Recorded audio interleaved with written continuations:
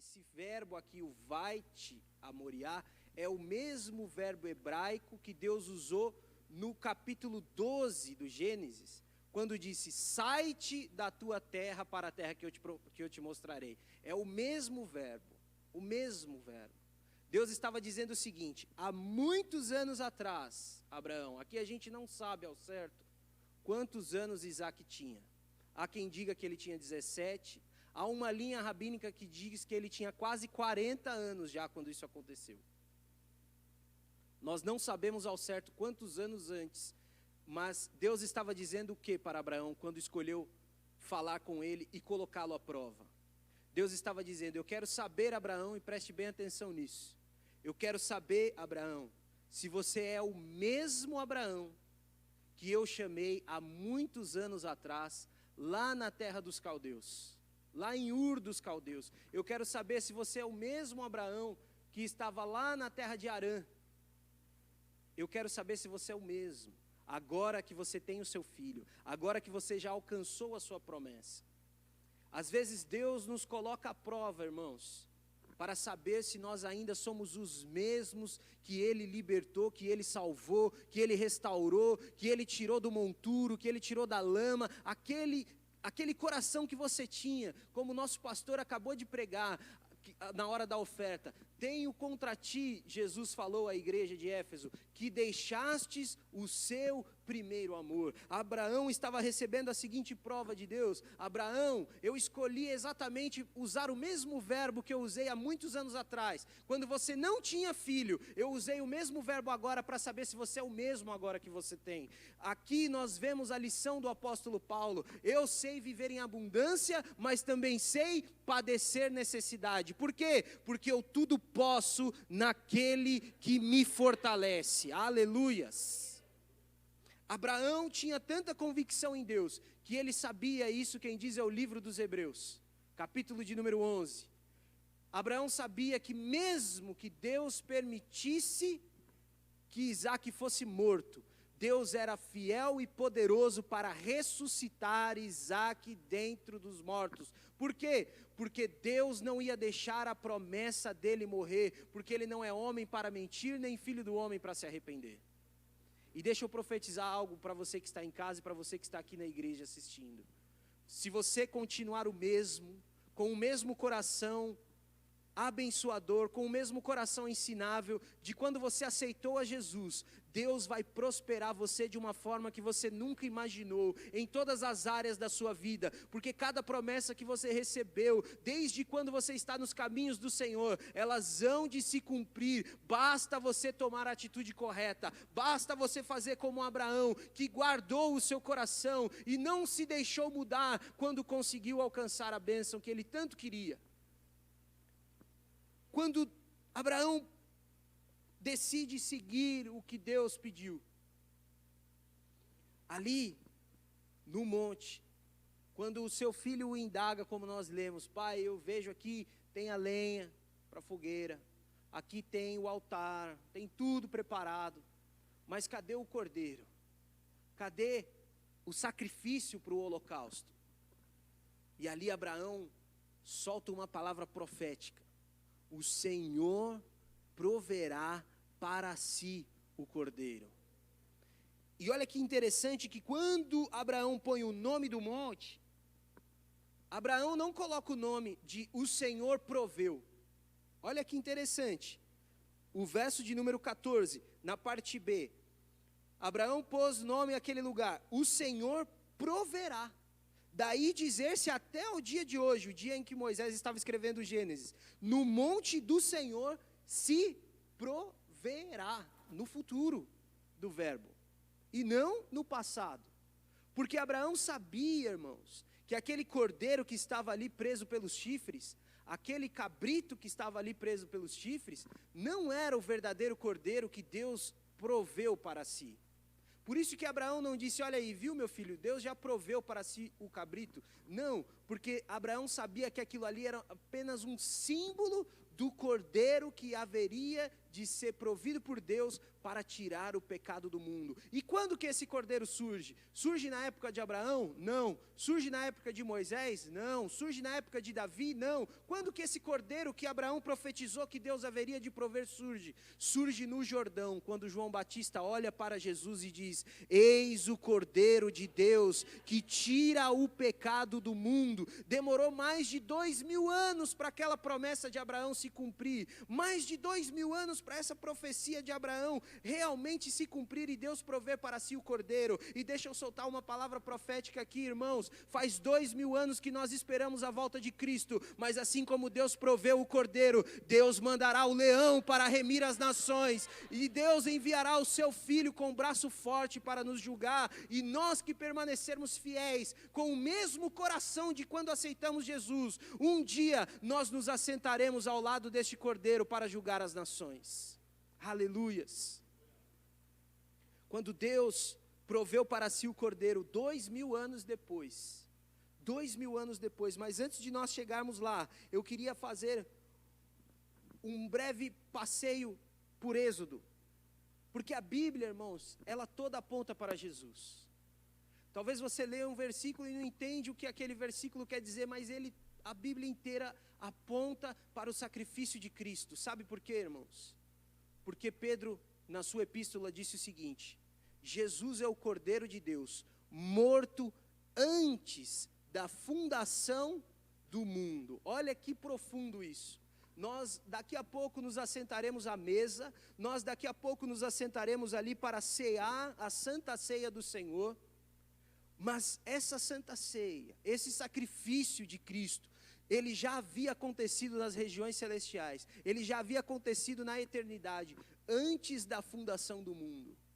Antes de você nascer, Deus já havia provido o cordeiro para tirar o seu pecado. Antes de eu nascer, Deus já havia provido um cordeiro para remir os meus pecados. E por que isso? Porque Deus quer reconciliar você com Ele. Deus quer te dar uma nova chance, Deus quer te dar um novo começo, Deus quer salvar. E eu creio, irmãos, eu profetizo que quando as portas da igreja puderem se abrir novamente, esse local vai estar lotado de pessoas, esse local vai estar repleto de vidas querendo viver um novo começo. E isso só pode se tornar realidade o dia que eu e você entendermos o chamado missionário que nós temos. Pastor, eu tenho um chamado missionário? Sim, você tem. Quer dizer que eu devo então largar as minhas coisas e fazer seminário e me tornar um missionário lá nas tribos indígenas? Não, não, não. Você é um missionário no seu trabalho, você é um missionário na sua faculdade, você é um missionário na sua casa, nos seus parentes. Irmão, quando você tiver essa chama queimando no seu coração, quando você entender que Cristo é o Cordeiro que tirou o seu pecado, você vai querer que todos recebam essa verdade, e eu creio e profetizo que nós ganharemos almas como nós nunca ganhamos antes, assim que nós nos colocarmos na brecha, em nome de Jesus. A Bíblia diz, irmãos, que no livro do Êxodo, capítulo de número 24, Deus queria fazer uma aliança com Israel. Deus queria fazer uma aliança com o povo que ele havia tirado do Egito. Deus queria fazer uma aliança com o povo que era descendência de Abraão. Porque no Gênesis 22 que nós lemos, Deus promete para Abraão, assim, depois dos versículos que eu li, você leia na sua casa. Deus diz: porque você não me negou seu filho, Abraão, eu vou te abençoar, eu vou prosperar a sua descendência, eu vou fazer de ti uma grande nação. E olha que interessante, Deus queria fazer uma aliança com o povo que descendia de Abraão. No 24 do Êxodo, Deus diz a Moisés: eu quero fazer uma aliança com o povo, eu quero fazer ali um trato, eu quero realmente fazer um acordo com o povo. E no 24 do Êxodo, capítulo 5, olha o que a palavra de Deus diz: e enviou alguns jovens dos filhos de Israel, os quais ofereceram ao Senhor holocaustos e sacrifícios pacíficos de novilhos. De novo aqui o sacrifício. Moisés tomou metade do sangue e o colocou em bacias, e a outra metade aspergiu sobre o altar. E tomou o livro da aliança e o leu ao povo, e eles disseram: tudo o que falou o Senhor, faremos e obedeceremos. Então tomou Moisés aquele sangue e o aspergiu sobre o povo e disse: eis aqui o sangue da aliança que o Senhor fez convosco a respeito de todas estas palavras. Aleluias. O que eu acabei de ler aqui para você foi o momento exato em que o povo faz uma aliança com Deus. E a Bíblia diz que o fruto, o começo dessa aliança, o prelúdio dessa aliança, preste bem atenção nisso, é o sacrifício. Olha só, essa aliança só pôde se concretizar porque houve um sacrifício antes de sangue. Por quê? Porque o pecado impedia o povo de ter uma aliança com Deus. O pecado cobra um preço. O pecado cobra um preço de sangue. E a Bíblia diz, através de Moisés também, no livro do Levítico, que é através do sangue, porque no sangue está a vida de todos os seres. Através do sangue, aspergido, como Moisés fez, há ali uma remissão, uma redenção de pecados, para que aquela pessoa que recebe esse sangue possa entrar na presença de Deus sem culpa, sem dívida, sem débitos. Olha só. Então, a partir do momento que houve o sacrifício, aquele povo estava apto para fazer a aliança. Quando há a aliança, Moisés então dá o sangue, asperge o sangue sobre aquele povo e diz: por conta desse sangue, vocês agora têm uma aliança com Deus. Eu quero agora chamar você à memória. Eu quero agora chamar você à memória da primeira vez que você participou da mesa do Senhor, da Santa Ceia do Senhor. E se você puder, abra a Bíblia e veja a semelhança no capítulo 26 de Mateus. Olha a semelhança de Moisés e Jesus. 26 de Mateus, verso 27. A seguir tomou um cálice, isso é o Cristo fazendo, e tendo dado graças, o deu aos discípulos dizendo: bebei dele todos, porque isto é o meu sangue, o sangue da nova aliança, derramado em favor de muitos para a remissão de pecados. Aleluias, quem está me entendendo, diga amém. Olha como a Bíblia se une, irmãos. A primeira aliança que Moisés tinha feito com o povo, o primeiro sacrifício que havia ali sido simbólico na vida de Abraão, tudo isso converge para este momento na história, que é o Senhor Jesus fazendo uma nova aliança. E por que essa nova aliança é melhor do que a primeira? Porque essa nova aliança não é com sangue de novilho, não é com sangue de cordeiro, não é com sangue de cabrito. Essa aliança é com o sangue do Filho de Deus, o sangue que pode perdoar todos os pecados. Agora nós não precisamos mais de sacrifício, nós não precisamos mais de sangue de animais, porque o sangue puro, carmesim, do Filho de Deus está sobre as nossas vidas, está sobre a minha vida, está sobre a sua vida, para perdoar os seus pecados. Aleluias. Mas isso é muito sério, irmãos. Por isso que eu disse, eu quero que você traga à memória a primeira Santa Ceia que você participou. Você ainda se lembra quando foi a primeira Santa Ceia? Irmãos, eu não me lembro quantas Santas Ceias eu já participei, mas eu me lembro da primeira Santa Ceia que eu participei. A primeira Santa Ceia que eu participei foi logo depois de eu me batizar. Foi num sítio que se chamava Terra Prometida. Eu me batizei naquela época, os batismos não eram na igreja, era no sítio. Eu me batizei e depois do batismo eu pude participar da primeira Santa Ceia. E eu tive um temor no meu coração, eu tinha mais ou menos 12 anos de idade. E eu já havia visto muitas Santas Ceias, porque eu vou à igreja desde criança, mas nunca tinha participado da mesa. Aquela foi a primeira Santa Ceia que eu participei. Você aí de casa, você que está aqui na igreja, você se lembra da primeira Santa Ceia que você participou? Qual foi o sentimento que você teve naquela primeira Santa Ceia? Qual foi a sensação que você teve? Eu quero que você traga isso à sua memória, sabe por quê? Porque quando Cristo instituiu a Santa Ceia, Quando Cristo instituiu esse ato, Ele disse, fazei isto em memória de mim. Por que o Senhor Jesus fazia questão de nos lembrar, irmãos, do sacrifício? Por que Jesus fez questão de nos lembrar? Porque, sabe por quê? Eu quero te dizer, porque foi pago um alto preço para que você estivesse aqui. E quando nós fazemos um favor e não lembramos que é um favor, isso se torna nossa obrigação, sim ou não? Você já fez um favor para alguém? Você já prometeu dar carona para alguém, para levar essa pessoa para o trabalho, por exemplo? Primeiro dia, o camarada 10 para 7, você marca com ele, 20 para 7 ele já está pronto, te esperando no portão. Primeira semana, segunda semana, 10 para 7, você chega, ele ainda está trancando a casa. No outro mês, irmão, você chega, buzina, ele sai com a escova na boca. Já vou, estou escovando aqui ainda. Depois, no outro mês, irmãos, é 8h30, o cara está nas camas ainda, aí sai lá, não vou não, pode ir. Poxa, você fez eu passar aqui à toa, Por quê? Sabe por quê? Ele esqueceu que era um favor. Ele esqueceu que não era sua obrigação passar para buscar o boneco para ir trabalhar. Ele achou que você virou Uber. Sabe por que Jesus Cristo falou, fazer isso em memória de mim? Porque às vezes a gente esquece que foi um favor.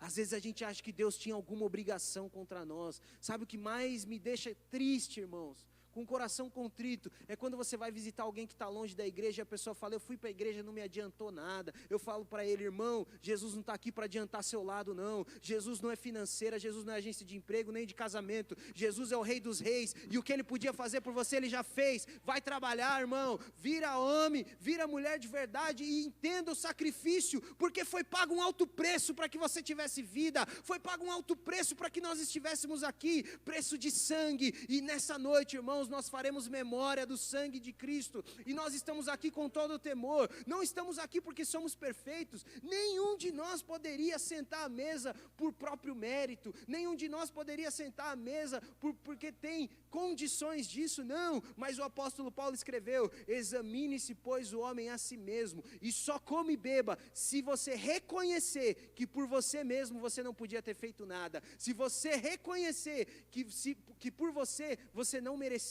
mas que é por Jesus, que é dom gratuito de Deus. É isso que o apóstolo Paulo quis dizer quando ele disse, examine-se pois o homem a si mesmo. Se você estiver esperando você ficar perfeito para tomar a ceia, você nunca vai tomar a ceia. Agora, se você se examinar e você falar assim, Senhor, por mim eu não tenho condições, porque eu peco. O próprio apóstolo Paulo disse isso. O bem que eu quero fazer, eu não consigo. Agora o mal que eu abomino, quando eu vejo, eu já fiz, eu já cometi. Então aqui, irmãos, nessa noite, não existe fiscal de Santa Ceia. Não existe ninguém aqui, para você que está aí do outro lado, você que está na sua casa. Nós estamos aqui para que você se lembre do sacrifício de Cristo na cruz do Calvário. Ele é o Cordeiro de Deus, Ele derramou o sangue da nova aliança. E olha que interessante, eu quero finalizar com isso. A Bíblia diz o seguinte no capítulo 26 de Mateus, verso 28. Porque isto é o meu sangue, o sangue da nova aliança, derramado em favor de muitos para a remissão de pecados. Olha o 29, preste bem atenção nisso. E digo-vos que desta hora em diante, não beberei deste fruto da videira, até aquele dia em que hei de beber novo convosco no reino de meu Pai. E tendo cantado um hino, saíram para o monte das oliveiras. Olha a promessa que Deus fez, olha a promessa que Jesus fez. Quem está me entendendo, diga amém. Olha isso. Jesus falou o seguinte para aqueles homens, olha, essa é a última vez que eu estou tomando esse cálice, e a próxima vez que eu tomar, vai ser na vinda do reino de Deus.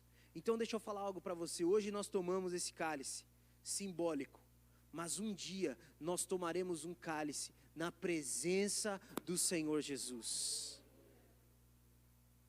Quem consegue entender isso? Quem consegue sentir o peso disso? Às vezes a gente esquece porque cai na rotina. Às vezes a gente esquece porque a gente já participou de tantas santas ceias. Às vezes a gente esquece porque a gente está chateado, porque a gente está triste, porque a gente passou o mês meio conturbado, porque a gente está cheio de lutas, cheio de problemas. Eu sei disso, irmãos. Mas traga à memória o peso do sacrifício de Jesus por você. Traga à memória o que significa esse cálice e esse pão que nós vamos participar daqui a pouco. Traga isso à memória. Isso tem que trazer em você responsabilidade. Não tem que trazer em você perfeição, porque isso você nunca vai alcançar. Tem que trazer em você responsabilidade. Às vezes a gente perdeu o senso de responsabilidade, de entender que nós estamos aqui por graça e misericórdia do Senhor. E a Bíblia diz que o Senhor Jesus cantou um hino e foi para o Jardim das Oliveiras. Naquela época os judeus eles cantavam alguns hinos depois da Páscoa. E eram os salmos do 113 até o Salmo 118. Eles cantavam esse hino depois que terminava ali a Páscoa. Depois que terminava esse momento de festividade para eles. E Jesus cantou um hino com os seus discípulos e se encaminhou até o Jardim das Oliveiras. E eu gostaria de dizer para você, eu gostaria de profetizar sobre a sua vida. Assim como, isso são palavras do próprio Senhor, assim como Moisés levantou a serpente no deserto, assim importa que o Filho do Homem seja levantado, para que todo aquele que nele crê não pereça, mas tenha a vida eterna. Jesus Cristo, desde que nasceu, desde que iniciou o seu ministério, Jesus Cristo sabia qual era a sua missão, que um dia ele seria levantado, para que todos nós que hoje cremos, pudéssemos ter a vida eterna, sem distinção, sem exceção. Todos nós que hoje olhamos para a cruz de Cristo, todos nós que hoje vamos participar da Santa Ceia, que fazemos memória do que Jesus fez por nós, todos nós temos a oportunidade de participar da mesa do Senhor.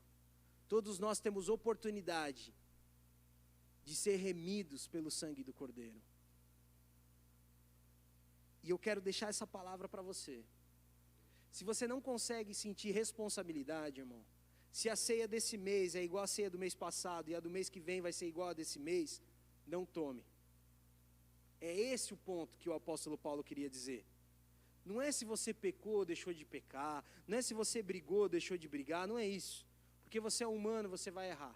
Agora, se para você a ceia é mais uma das coisas que tem na igreja, se para você a ceia é mais um dos momentos da igreja, daí a ceia, vamos logo, então não tome, porque você não entendeu, você não compreendeu o que é realmente ser cristão. Mas eu estou aqui tentando te explicar o que realmente é participar da mesa de Cristo. É você entender que alguém precisou morrer para que você pudesse participar. Deixa eu te falar algo, se você soubesse que alguém precisou morrer para você morar na casa que você mora, como você entraria na sua casa todos os dias? Se você soubesse que para você ter o trabalho que você tem, alguém precisou morrer. Se você soubesse que para você congregar onde você congrega, alguém precisou morrer, como você congregaria? Se você soubesse que para participar da ceia, alguém precisou morrer para você participar.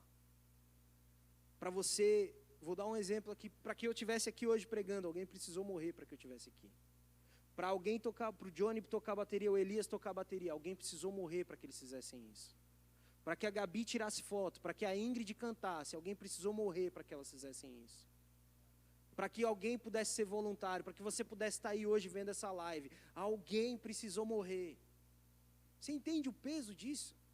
Alguém perdeu a vida, e morreu, irmão, de uma forma dolorosa, morreu de uma forma vexatória, foi pendurado no madeiro sem ter culpa alguma, foi torturado antes de morrer, passou por uma sessão de tortura, foi chicoteado, foi zombado, para que hoje você pudesse fazer o que você faz. Se você entende o preço, você começa a compreender que você precisa fazer as coisas de maneira excelente, não por obrigação, mas por gratidão. Se você entende essa mensagem da cruz, se você consegue entender o peso dessa mensagem, se essa mensagem entra realmente no seu coração, é porque você realmente mudou de vida. Hoje você não é mais criatura, mas você tem poder de ser chamado filho de Deus. Agora, se isso que eu estou falando bate no seu coração e não faz efeito algum, irmão, eu tenho uma triste notícia para dizer para você. Você está a passos largos indo para longe do Senhor. Se isso tudo que eu estou dizendo não entra no seu coração como uma semente, e não floresce, não germina, e não dá frutos, é sinal de que algo com o seu coração está errado. Talvez o seu coração esteja com pedras. A parábola do semeador que Jesus contou, um semeador saiu a semear. Semeou uma semente à beira do caminho, e os pássaros vieram e comeram a semente. Semeou outra semente entre os abrolhos e os espinhos, e eles sufocaram a semente, aquela planta, e ela morreu. Semeou outra semente entre as pedras, e ela não teve raízes e também morreu. Mas a última semente caiu em terra boa, e essa semente floresceu, e deu o seu fruto, e germinou, e gerou novas sementes e novos frutos. Isso quer dizer que a semente é igual para todos, o que muda é a terra. E se eu estou falando agora com pessoas que são terra boa, se você está entendendo a mensagem do Evangelho, as boas novas, a boa notícia que é o Evangelho. E qual é essa boa notícia? A boa notícia é que hoje você não tem mais uma dívida com Deus. Hoje a sua dívida foi paga por Jesus Cristo. E agora nós vamos cear em memória desse sacrifício. Nós vamos cear em memória do sacrifício de Cristo, para que hoje nós possamos ter comunhão com Deus. É esse o sentido da Santa Ceia. Você ter oportunidade de ter comunhão com o seu Deus. E é isso que o Senhor Jesus deu a vida para que acontecesse, para que você pudesse ter a chance de orar e Deus ouvir a sua voz, para que hoje você tivesse a chance de pedir e Deus conceder o seu pedido. Por quê? Porque nós oramos hoje em nome de Jesus. Nós fazemos tudo hoje em nome do Senhor, não pelo nosso braço, mas pelo nome do Senhor que pagou a nossa dívida. Você que está aí na sua casa, você que está aqui nessa noite na igreja, saiba de uma coisa, não tem mais dívida para você. Saiba de uma coisa, nessa noite nós vamos orar, nós vamos participar da Santa Ceia, nós vamos participar da comunhão, e Deus vai olhar para você, não vai mais enxergar o seu erro, não vai mais enxergar o seu vício, mas vai enxergar o manto de sangue que foi aspergido sobre você. Aleluias. Nesse momento eu gostaria de pedir para que você entrasse em espírito de oração.